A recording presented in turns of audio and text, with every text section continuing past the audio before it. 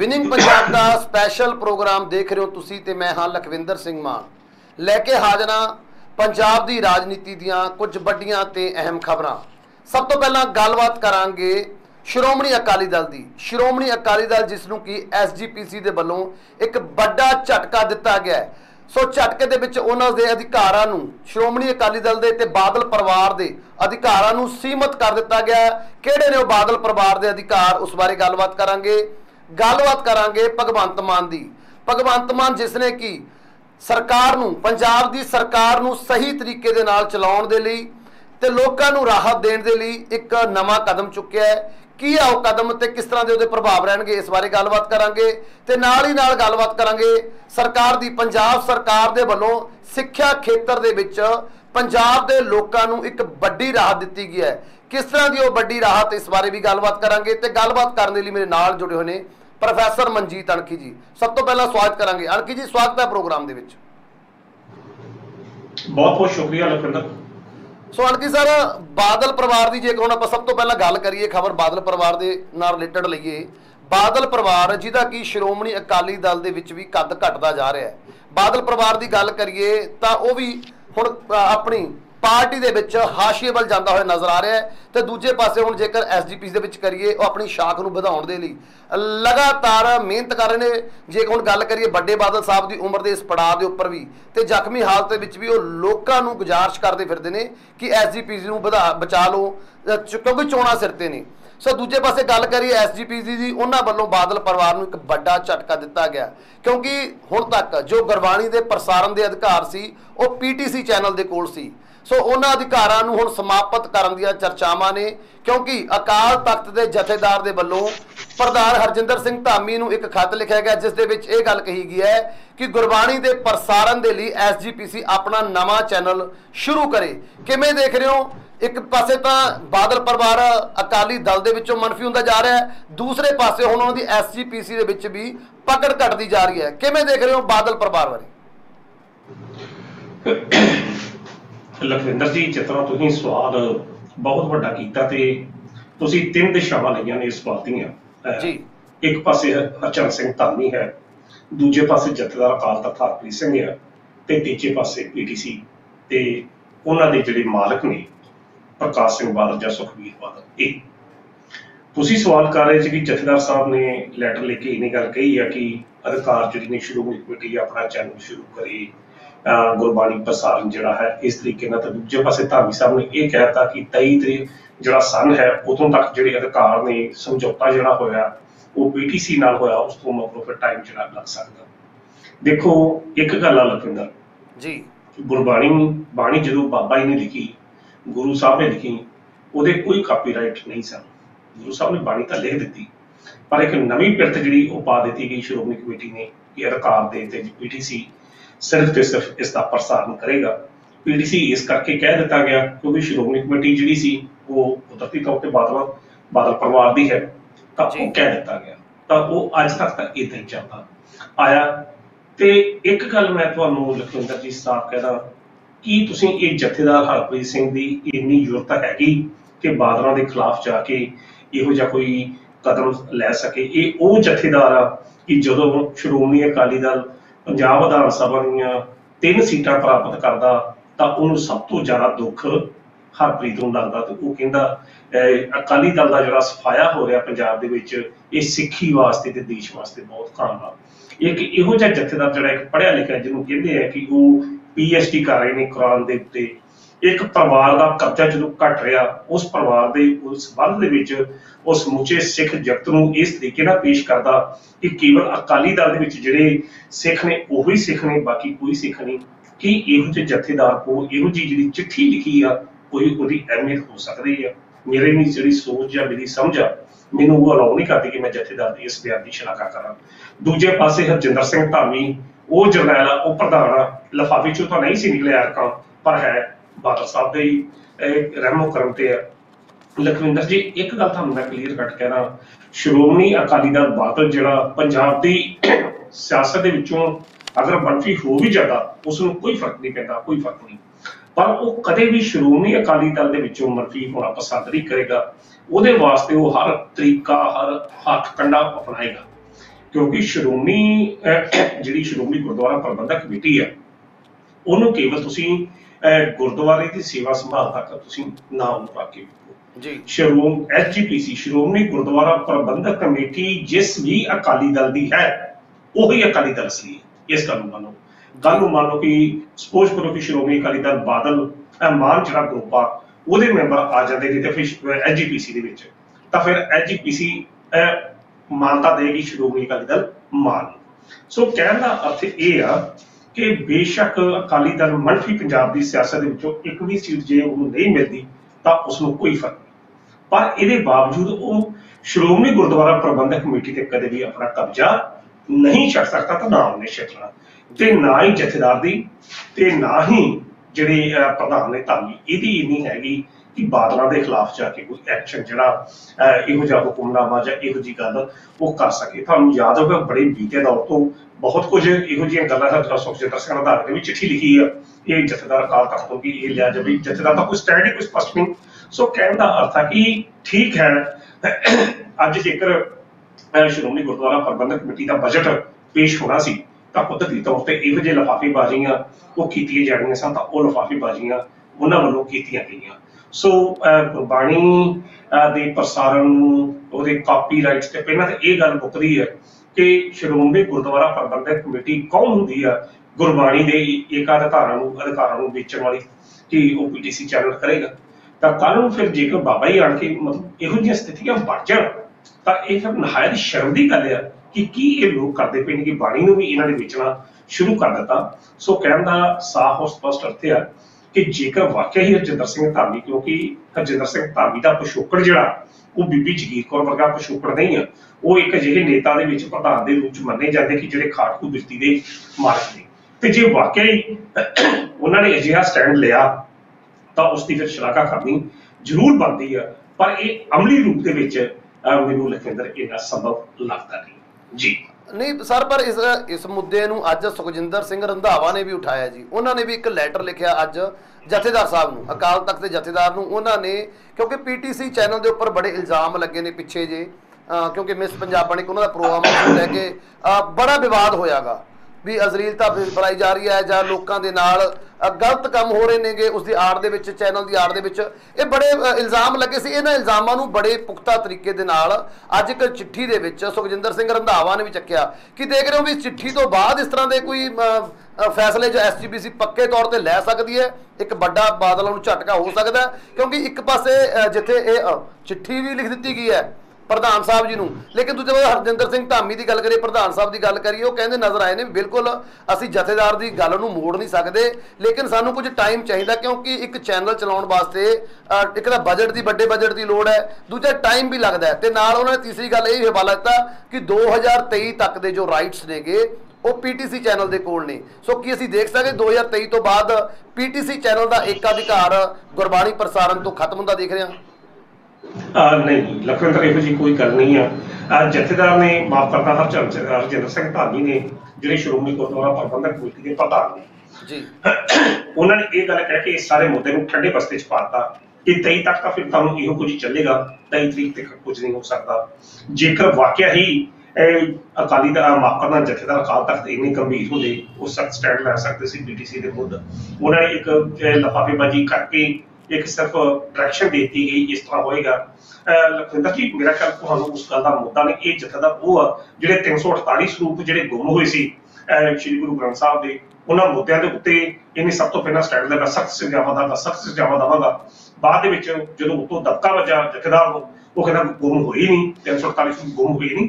ਸੋ ਇਹੋ ਜਿਹੇ ਜਥੇਦਾਰ ਤੇ ਇਹੋ ਜਿਹੇ ਬਿਆਨਾਂ ਦੇ ਉੱਤੇ ਮੈਂ ਨਹੀਂ ਸਮਝਦਾ ਕਿ ਬਾਦਲ ਅਕਾਲੀ ਦਲ ਨੂੰ ਕੋਈ ਉਹਦਾ ਏਕਾਧਿਕਾਰ ਖਤਮ ਕਰ ਦੇਣਗੇ। ਹਾਂ, ਇਹ ਲੋਕ ਨੇ ਪੰਜਾਬ ਦੇ, ਜੇ ਚਾਹਣ ਕੱਲ੍ਹ ਨੂੰ ਸ਼੍ਰੋਮਣੀ ਗੁਰਦੁਆਰਾ ਪ੍ਰਬੰਧਕ ਕਮੇਟੀ ਦੀਆਂ ਜੋਦਾ ਚੋਣਾਂ ਹੋਣਗੀਆਂ, ਫਿਰ ਹੈ ਕਿ ਲੋਕ ਹਮਲਾ ਬਾਹਰ ਤਾਂ ਬਾਦਲ ਅਕਾਲੀ ਦਲ ਦਾ ਸ਼੍ਰੋਮਣੀ ਕਮੇਟੀ ਤੋਂ ਕਬਜ਼ਾ ਜਿਹੜਾ ਜੁਗਾ ਲਾ ਦੇਣ, ਫਿਰ ਕੁਝ ਹੋ ਸਕਦਾ। ਨਹੀਂ ਤਾਂ ਉਹਨਾਂ ਚਿਰ ਤੱਕ ਇਹੋ ਜਿਹੀਆਂ ਲਿਫਾਫੇਬਾਜ਼ੀਆਂ ਜਿਸ ਤਰੀਕੇ ਦੀਆਂ ਅੱਜ ਸਾਹਮਣੇ ਹੈ ਜੀ, 23 ਤੱਕ ਅਸੀਂ ਕੁਝ ਨਹੀਂ ਕਰ ਸਕਦੇ। ਸ਼੍ਰੋਮਣੀ ਗੁਰਦੁਆਰਾ ਪ੍ਰਬੰਧਕ ਕਮੇਟੀ ਨੂੰ ਚੈਨਲ ਚਾਹੀਦਾ, ਇਹ ਸ਼ੁਰੂ ਕਰਨ ਵਾਸਤੇ ਬਹੁਤ ਮਾਇਆ ਚਾਹੀਦੀ ਆ।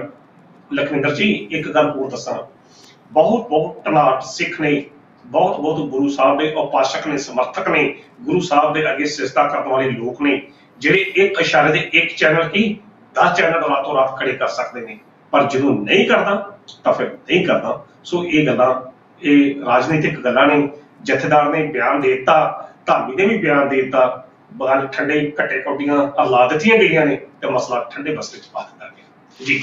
ਬਿਲकुल जी बिल्कुल। चलो आने वाले टाइम च पता लग जाएगा कि SGPC वाकई स्टैंड लेंदी है, क्योंकि एक हुक्म तो सुना दिता गया, जारी कर दिता गया अकाल तख्त के जथेदार के वालों कि SGPC अपना नवा चैनल चलावे जिहदे कोले सारे हक राखवे रहणगे गुरबाणी नूं प्रसारण दे।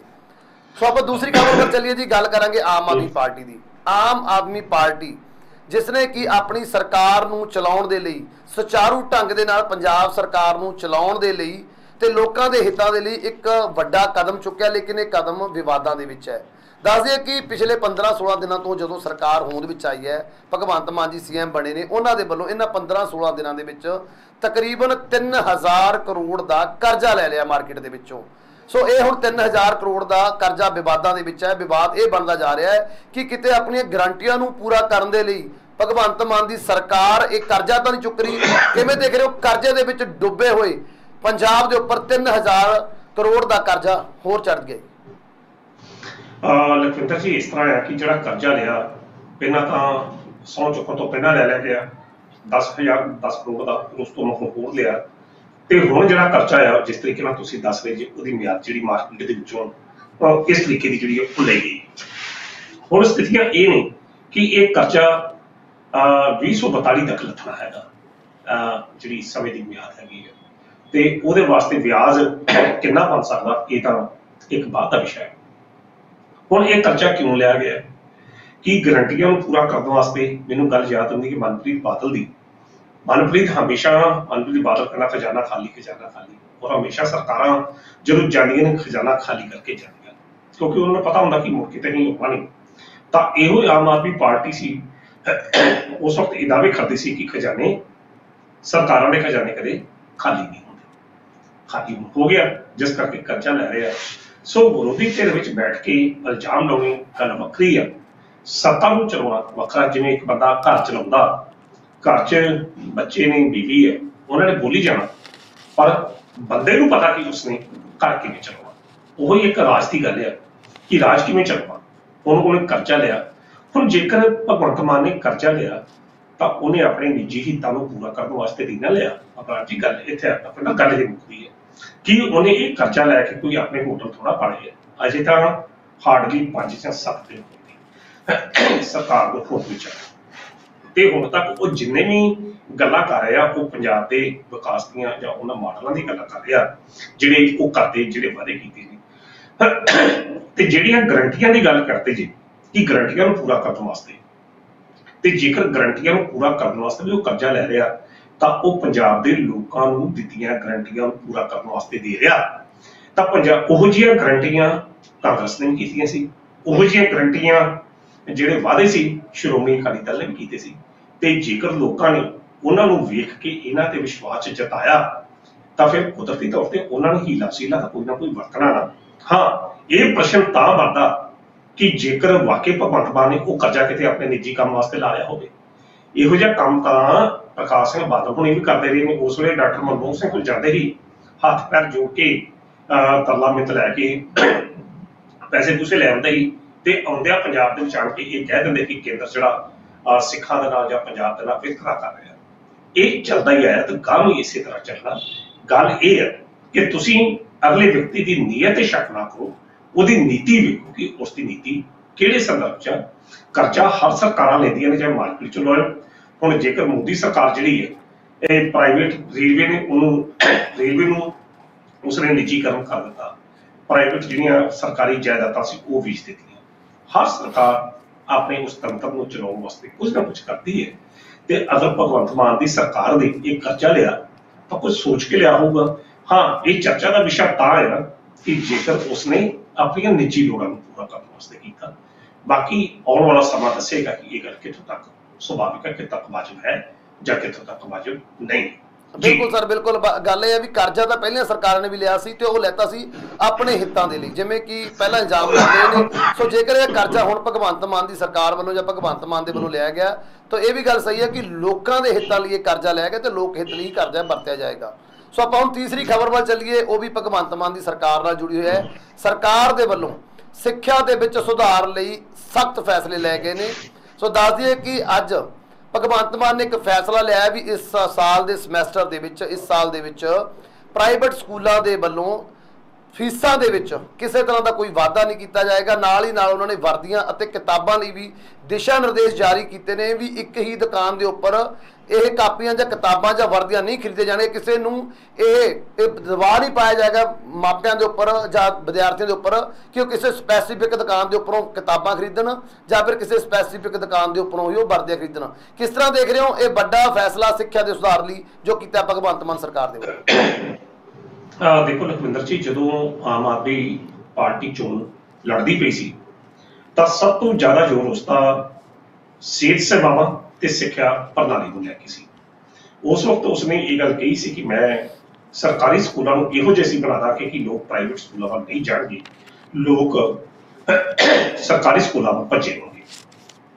ਤੇ ਲਖਵਿੰਦਰ ਜੀ, ਬੀਤੇ ਦੌਰ ਦਾ ਤੁਹਾਨੂੰ ਪਤਾ ਹੋਵੇਗਾ ਕਿ ਜਿਹੜੇ ਨਿੱਜੀ ਸਕੂਲ ਨੇ, ਖਾਸ ਤੌਰ ਤੇ ਬਹੁਤ ਸੰਸਥਾਵਾਂ ਇਹਦੇ ਨੇ ਜਿਹੜੀਆਂ ਕੁਝ ਟਰਸਟ ਬਣਾ ਕੇ ਚੱਲਦੀਆਂ ਨੇ, ਇਹਨਾਂ ਨਿੱਜੀ ਸਕੂਲਾਂ ਨੇ ਲੋਕਾਂ ਦਾ ਲਹੂ ਚੂਸ ਛੜਿਆ। ਬੱਚਾ ਨੂੰ ਨਰਸਰੀ 'ਚ ਦਾਖਲ ਕਰਨਾ ਤੇ 30-40 ਹਜ਼ਾਰ ਰੁਪਇਆ ਡੋਨੇਸ਼ਨ ਜਿਹੜੀ ਉਹ ਦੇਣੀ ਪੈਂਦੀ ਕੁਝ ਨਾਮੀ ਸਕੂਲਾਂ ਦੀ, ਬਹੁਤ ਇਹੋ ਜਿਹੇ ਸਕੂਲ ਨੇ। ਫਿਰ ਕਿਤਾਬਾਂ ਦਾ ਖਰਚਾ, ਫਿਰ ਵਰਦੀਆਂ ਦਾ ਖਰਚਾ, ਫਿਰ ਹਰ ਸਾਲ ਫੀਸ ਵਧਣੀ, ਫਿਰ ਡੋਨੇਸ਼ਨ, ਫਿਰ ਟੈਸਟ, ਬਹੁਤ ਕੁਝ। ਪਰ ਕਿਉਂਕਿ ਦੂਜੇ ਪਾਸੇ ਇਹ ਜਿਹੜਾ ਸਮਾਂ ਹੈ ਗਲੋਬਲਾਈਜੇਸ਼ਨ ਦਾ ਸਮਾਂ, ਹਰ ਮਾਂ-ਬਾਪ ਚਾਹੁੰਦਾ ਕਿ ਮੇਰਾ ਬੱਚਾ ਇੱਕ ਇੰਗਲਿਸ਼ ਮਾਧਿਅਮ ਸਕੂਲ 'ਚ ਦਾਖਲਾ ਲਵੇ, ਚੰਗੇ ਸਕੂਲ 'ਚ ਪੜ੍ਹੇ, ਐਟੀਕੇਟ ਚੰਗੇ ਸਿੱਖੇ, ਵਰਦੀਆਂ ਸੋਹਣੀ ਪਾਵੇ, ਤਾਂ ਉਹ ਚੀਜ਼ ਦਾ ਸ਼ੋਸ਼ਣ ਜਿਹੜਾ ਇਹ ਨਿੱਜੀ ਸਕੂਲ ਕਰਦੇ ਰਹੇ। ਤੇ ਭਗਵੰਤ ਮਾਨ ਨੇ ਹੁਣ ਤੱਕ ਜਿੰਨੇ ਵੀ ਐਲਾਨ ਕੀਤੇ ਹੈ, ਚਾਹੇ ਉਹ 25,000 ਨੌਕਰੀਆਂ ਦਾ ਹੋਵੇ, 35,000 ਕੰਮ ਨੂੰ ਪੱਕਾ ਕਰਨ ਦਾ ਹੋਵੇ, ਵਿਧਾਇਕਾਂ ਦੀ ਪੈਨਸ਼ਨ ਬੰਦ ਕਰਨ ਦਾ ਹੋਵੇ, ਜਾਂ ਇਹੋ ਜਿਹੇ ਐਲਾਨ ਜਿਹੜੇ ਹੋਰ ਕੀਤੇ ਨੇ, ਸਾਰੇ ਉਹ ਲੋਕ ਪੱਖੀ ਐਲਾਨ। ਤਾਂ ਇਹ ਵੀ ਐਲਾਨ ਉਸ ਦੀ ਗਰੰਟੀ ਦੇ ਵਿੱਚ ਸ਼ਾਮਲ ਸੀ ਕਿ ਅਸੀਂ ਨਿੱਜੀ ਸਕੂਲਾਂ ਦਾ ਸੁਧਾਰ ਜਿਹੜਾ ਉਹ ਕਰਦਾ, ਲੋਕਾਂ ਨੂੰ ਹੀ ਲੁੱਟਣ, ਇਹਨਾਂ ਨਿੱਜੀ ਸਕੂਲਾਂ ਨੂੰ ਲੁੱਟਣ ਨਹੀਂ ਦੇਣਾ, ਲੁੱਟਣ ਸ਼ਬਦ ਵਰਤਦਾ ਸੀ। ਤੇ ਵਾਕਈ ਇਹ ਸਕੂਲ ਲੁੱਟਦੇ ਰਹੇ ਆ। ਤੇ ਜੇਕਰ ਭਗਵੰਤ ਮਾਨ ਨੇ ਇਹੋ ਜਿਹਾ ਕਦਮ ਚੁੱਕਿਆ ਔਰ ਇੱਕ ਵੱਡੀ ਰਾਹਤ ਜਿਹੜੀ ਆ ਉਹਨਾਂ ਮਾਪਿਆਂ ਨੂੰ ਦਿੱਤੀ ਹੈ ਜਿਨ੍ਹਾਂ ਦੇ ਬੱਚੇ ਇਹਨਾਂ ਨਿੱਜੀ ਸਕੂਲਾਂ 'ਚ ਪੜ੍ਹਦੇ, ਤਾਂ ਕੁਦਰਤੀ ਤੌਰ ਤੇ ਲਖਵਿੰਦਰ ਜੀ ਇਹ ਸ਼ਲਾਘਾਯੋਗ ਕਦਮ ਆ। ਹਾਂ, ਹੁਣ ਦੇਖਣ ਵਾਲੀ ਗੱਲ ਇਹ ਆ ਕਿ ਨਿੱਜੀ ਸਕੂਲਾਂ ਤੇ ਤੁਸੀਂ ਇਹੋ ਜਿਹੀ ਗੱਲ ਕਰ ਦਿੱਤੀ, ਕੀ ਫਿਰ ਜਿਹੜੇ ਸਰਕਾਰੀ ਸਕੂਲ ਨੇ ਉੱਥੇ ਅਮਲਾ ਪੂਰਾ ਹੈ? ਇਹ ਜਿਹੜੇ ਅਧਿਆਪਕ ਨੇ ਉਹ ਆਪਣੀ ਡਿਊਟੀ ਠੀਕ ਤਰੀਕੇ ਨਾਲ ਕਰਦੇ ਪਏ ਆ? ਕੀ ਉਹਨਾਂ ਅਧਿਆਪਕਾਂ ਪਾਸੋਂ ਸਿਰਫ ਵਿਦਿਅਕ ਪ੍ਰਣਾਲੀ ਦਾ ਕੰਮ ਲਿਆ ਜਾ ਰਿਹਾ? ਕੀ ਉੱਥੇ ਵਿਦਿਆਰਥੀਆਂ ਨੂੰ ਪੂਰਨ ਉਹ ਸਹੂਲਤਾਂ ਮਿਲਦੀਆਂ ਨੇ, ਬਿਜਲੀ, ਪਾਣੀ, ਪੱਖਾ, ਗਰਮੀ, ਸਭ ਕੁਝ? ਕੀ ਉਹ ਸਹੂਲਤਾਂ ਮਿਲਦੀਆਂ ਜੋ ਨਿੱਜੀ ਸਕੂਲ ਦੇਣ ਦਾ ਦਾਅਵਾ ਕਰਦੇ ਨੇ? ਸਰਕਾਰ ਦੀ ਪ੍ਰੀਖਿਆ ਇਸ ਸੰਦਰਭ 'ਚ ਆ, ਨਾ ਕਿ ਸਰਕਾਰ ਦੀ ਪ੍ਰੀਖਿਆ ਇਹ ਸੰਦਰਭ 'ਚ ਆ ਕਿ ਹਾਂਜੀ ਉਹਨਾਂ ਨੇ ਇਹ ਕਰਤਾ, ਉਹ ਕਰਤਾ। ਠੀਕ ਆ, ਭਗਵੰਤ ਮਾਨ ਨੇ ਇਹ ਕੀਤਾ, ਚੰਗੀ ਗੱਲ, ਰਾਹਤ ਪ੍ਰਦਾਨ ਕੀਤੀ ਆ ਮਾਪਿਆਂ ਨੂੰ। ਹਰ ਮਾਪੇ ਜਿਹੜੇ ਬੱਚਿਆਂ ਨੂੰ ਪੜ੍ਹਾਉਂਦੇ ਜਿਹਨਾਂ ਨੂੰ ਸ਼ੌਕ ਆ, ਪਰ ਲਹੂ ਨਹੀਂ ਚੂਸਿਆ ਜਾਣਾ ਚਾਹੀਦਾ, ਵਧੀਆ। ਪਰ ਦੂਜੇ ਪਾਸੇ ਸਰਕਾਰ ਦਾ ਮੁੱਢਲਾ ਫਰਜ਼ ਹੈ ਕਿ ਉਹ ਫਿਰ ਆਪਣੇ ਵਾਅਦੇ ਤੇ ਪੂਰਾ ਕਰਕੇ ਉਹ ਸਹੂਲਤਾਂ ਜਿਹੜੀਆਂ ਨੇ ਉਹ ਵਿਦਿਆਰਥੀਆਂ ਨੂੰ ਦੇਵੇ, ਤਾਂ ਜੋ ਆਉਂਦੇ ਭਵਿੱਖ ਵਿੱਚ ਲੋਕ ਨਿੱਜੀ ਸਕੂਲਾਂ ਵੱਲ ਮੂੰਹ ਨਾ ਕਰਨ। ਜੀ ਸੋ ਅੰਕਿਤ ਜੀ, ਤੁਸੀਂ ਗੱਲਬਾਤ ਕਰਨ ਦੇ ਲਈ ਸਾਡੇ ਲਈ ਨਾਲ ਜੁੜੇ, ਉਹਦੇ ਲਈ ਤੁਹਾਡਾ ਬਹੁਤ ਬਹੁਤ ਧੰਨਵਾਦ। ਬਹੁਤ ਬਹੁਤ ਸ਼ੁਕਰੀਆ ਜੀ। ਸੋ ਇਹ ਸਨ ਪ੍ਰੋਫੈਸਰ ਮਨਜੀਤ ਅਣਖੀ, ਜਿਨ੍ਹਾਂ ਨੇ ਪੰਜਾਬ ਦੀਆਂ ਇਹਨਾਂ ਅਹਿਮ ਖਬਰਾਂ ਦੇ ਉੱਪਰ ਵਿਸਥਾਰ ਦੇ ਨਾਲ ਜਾਣਕਾਰੀ ਦਿੱਤੀ ਹੈ। ਉਮੀਦ ਹੈ ਸਾਡੇ ਦਰਸ਼ਕਾਂ ਨੂੰ ਉਹਨਾਂ ਦੁਆਰਾ ਦਿੱਤੀ ਹੋਈ ਜਾਣਕਾਰੀ ਜ਼ਰੂਰ ਪਸੰਦ ਆਏਗੀ। ਤੁਹਾਨੂੰ ਇਹ ਜਾਣਕਾਰੀ ਕਿਵੇਂ ਲੱਗੀ ਸਾਨੂੰ ਕਮੈਂਟ ਕਰਕੇ ਜ਼ਰੂਰ ਦੱਸਿਓ। ਅਗਲੇ ਪ੍ਰੋਗਰਾਮ ਦੇ ਵਿੱਚ ਕੁਝ ਹੋਰ ਖਬਰਾਂ ਦੇ ਨਾਲ ਤੁਹਾਡੇ ਹੋਵਾਂਗੇ ਰੂਬਰੂ। ਉਦੋਂ ਤੱਕ ਸਾਨੂੰ ਦਿਓ ਇਜਾਜ਼ਤ। ਧੰਨਵਾਦ।